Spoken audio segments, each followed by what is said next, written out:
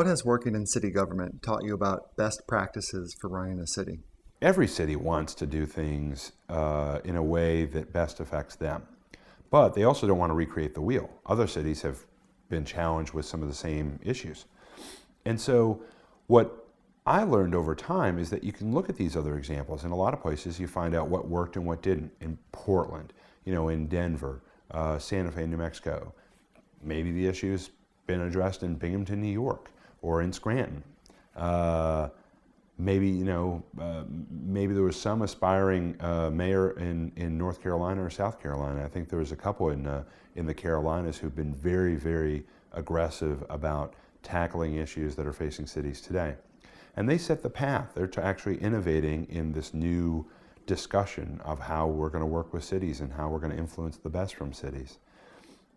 Then a best practice starts to appear. You start to find out that whatever the issue is you're discussing, there's a way that it works and there's a way that it doesn't. And you start to kind of figure out what the best practice is, what the right example is that you can use for your city.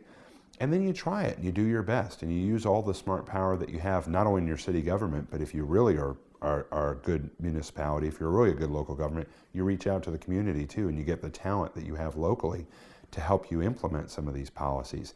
And that's when I think the policy side of best practices best intersects with the experience and the implementation side of best practices. One cool example, one really neat example to me, all came from a guy who walked in my office one day and he had a really neat idea for how to deal with parking. And he said, hey, you know what? If you have a problem with people using your handicap accessible parking spaces, usually it's going to be in your urban core, in your downtown area, where people are taking advantage of these spaces. They think they're going to park there for just a few minutes and run in and take care of business and run back out. That so negatively affects that person who needs that space. He says, hey, I've seen this in some other communities. I think we can implement it here. And it's a way for citizens to report that vehicle and actually get a fine placed on that vehicle while that vehicle is sitting there just by using your mobile phone.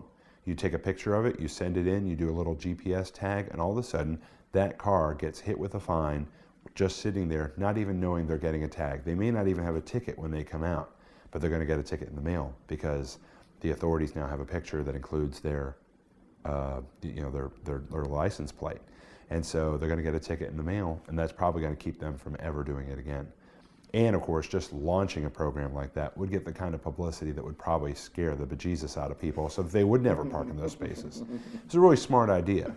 And I think that's an example of a best practice for a city that's, it was an innovative idea that came from just a community member. And now you're going to start seeing that in cities across the United States.